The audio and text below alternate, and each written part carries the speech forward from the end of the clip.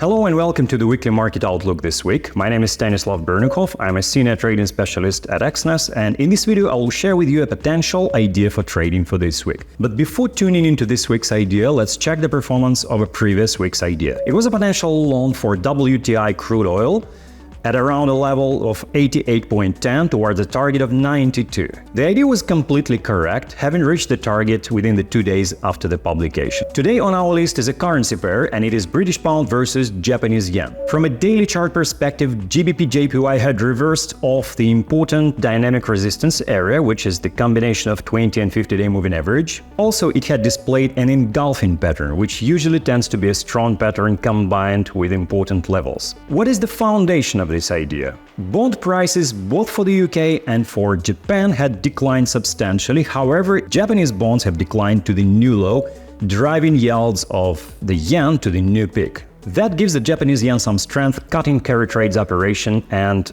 making capital flowing back to the yen. It is also worth noting that the dynamics of inflation in the UK is rather declining. It's also visible that the dynamics of the inflation in Japan is rather flat, whereas in the UK inflation is diminishing since the beginning of the year. Another factor which might drive the yen higher is the so-called flight to safety mechanism, which means that yen is often used as a safe haven amid the sell-off in the bond markets. We do not observe the similar behavior from gold, but that's a completely different story. What might affect this idea in terms of economic calendar? It would be, of course, the publication of the non-farm payrolls and unemployment for the United States on Friday. Even though GBPJPY is not related directly with the US dollar, still, publication of NFP might raise volatility for all asset classes. If the NFP number is strong, the sell-off in the bond markets may escalate. In this case, investors might anticipate a tighter monetary policy from Fed, which will lead to a further decline of the bond prices.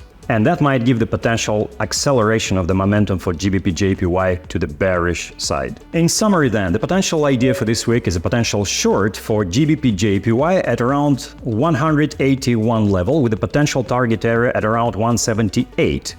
After the price had displayed an engulfing pattern and the reversal of the resistance area. The foundation of this idea is a rapid increase of the yield of the Japanese yen and a sell-off in the bond markets. The flight to safety effect might escalate capital flowing back to the yen.